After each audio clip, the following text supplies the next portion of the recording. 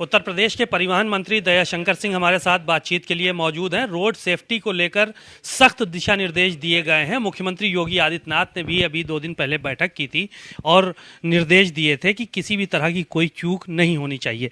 Sir, मुख्यमंत्री जी ने इतनी सख्ती दिखाई है, क्या निर्देश दिए हैं आपने अपने अफसरों को?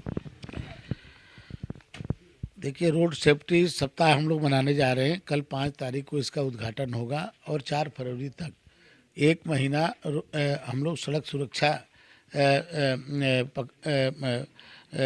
मनाने जा रहे हैं, जिसके लिए कल माननीय मुख्यमंत्री जी के अध्यक्षता में रोड सेफ्टी की एक बृहद बैठक हुई थी, जिसमें उप मुख्यमंत्री ब्रजेश पाठक जी, लोक निर्माण मंत्री जितिन प्रसाद जी, उच्च शिक्षा मंत्री जोगेंद्र उपाध्याय जी, मैं परिवहन मंत्री और बेसिक शिक्षा, माध्यमिक शिक्षा, ये सभी मंत्रीगण उसमें उपस्थित थे और प्रदेश के सभी इन विभागों के अधिकारी भी मौजूद थे।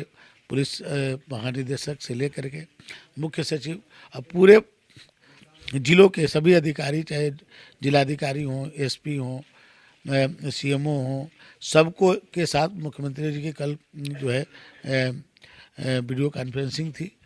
उसमें माननीय मुख्यमंत्री जी ने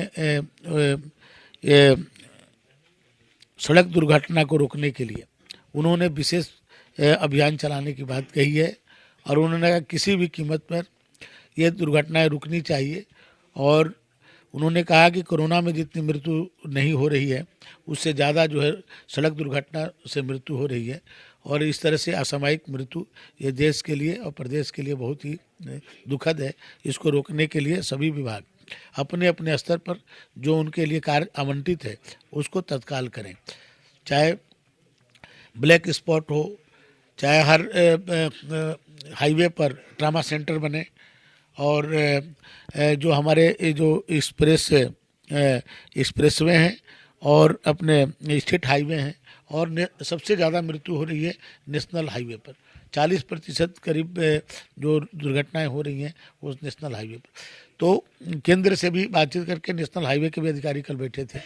तो हम लोगों ने पूरा 1 महीना का एक बृहद कार्यक्रम प्रतिदिन कल से उसका उद्घाटन के बाद और 4 फरवरी तक विभिन्न तरह के कार्यक्रम आयोजित किए जाएंगे और उसमें बच्चों को निबंध प्रतियोगिता, उसमें भाषण, बच्चों को सड़क उस पर सुरक्षा पर उनका भाषण, उनका इसके जो अच्छे बच्चे इसमें भाषण देंगे या निबंध लिखेंगे उनको प्रोत्साहन के लिए उनको पुरस्कार देना।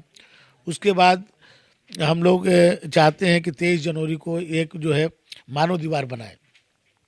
पूरे प्रदेश के लोग एक दिन, सभी लोग, चाहे वो छात्र हों, शिक्षक हों, कर्मचारी हों, अधिकारी हों, जनप्रतिनिधि हों, सभी लोग एक साथ निकल के बाहर आएँ और हम लोग उस दिन संकल्प लें कि हम जो है अपने जो हमारे मोटर व्हीकल एक्ट में जो यातायात नियम बनाए गए हैं उसका हम 100% पालन करेंगे।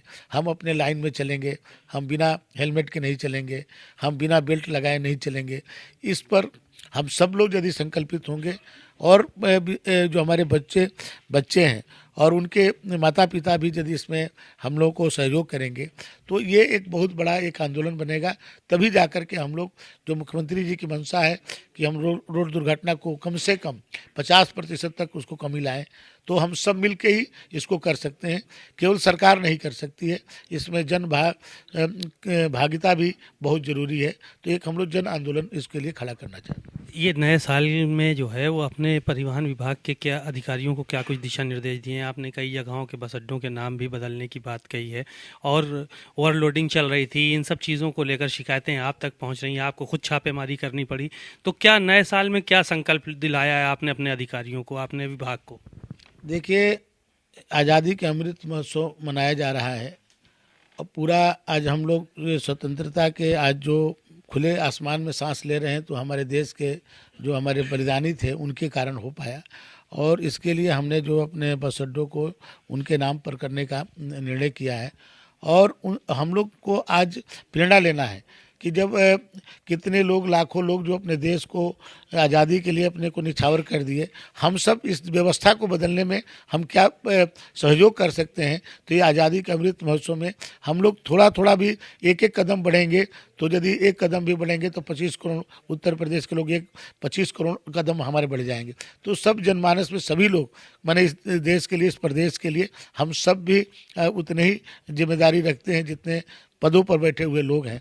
तो हम लोग सबको लेकर के हम लोग चाहते हैं कि इसको जन आंदोलन खड़ा करें, क्योंकि आज सबसे ज़्यादा जुआ मैंने इस दुर्घटना में उनकी मृत्यु हो रही है, वो देश के भविष्य है। तो उनको बचाने के लिए हम सब आगे आएँ, मैं यही कहूँ। एक सवाल ये था कि आजम खां को सुप्रीम कोर्ट से झटका लगा है, उनको क्यों लगता है ऐसा कि उत्तर प्रदेश में जो है उनको न्याय नहीं मिलने वाला है?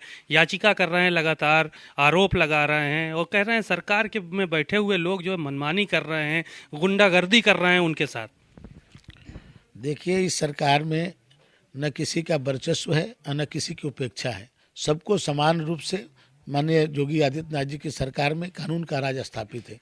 अब ये नहीं है कि इस सरकार में भैंस को बरामद किया जाएगा और अपराधियों को बिरयानी खिलाया जाएगा, या तो इसलिए सब पहले के जैसा उन लोगों को महसूस नहीं हो पा रहा है, क्योंकि पहले कुछ लोगों के लिए कानून था और कुछ लोगों के लिए आज़ादी थी। आज जो है सबके लिए एक समान कानून है, इसलिए लोगों को तकलीफ हो रहा है। राहुल गांधी की पदयात्रा उत्तर प्रदेश में आ चुकी है, भारत जोड़ो यात्रा कर रहे हैं वो, और कह रहे हैं भारतीय जनता पार्टी ने देश तोड़ने का काम किया है, इसलिए हमको भारत जोड़ो यात्रा निकालनी पड़ रही है। विपक्ष भी साथ में आ रहा है, लोग चिट्ठियां लिख रहे हैं, शुभकामनाएं दे रहे हैं, बधाई दे रहे हैं, अखिलेश यादव हो, मायावती हो, ये सब के सब लोग। देखिए, देश की आज़ादी के बाद सबसे ज़्यादा शासन सत्ता में कांग्रेस पार्टी रही है और राहुल गांधी जी के ही लोग जो है सत्ता पर काबिज रहे हैं। उनके उस समय शायद इनको इस बात का बोध नहीं रहा होगा, इनको विपक्ष में आने के बाद ये बोध हुआ है कि भारत जोड़ो, जबकि भारत इस समय सबसे ज़्यादा मजबूत हुआ है और भारत के एक ऐसा नेता मिला है जो दुनिया में इतना ताकतवर और लोकप्रिय है कि अभी G20 का भी नेतृत्व भारत करने जा रहा है।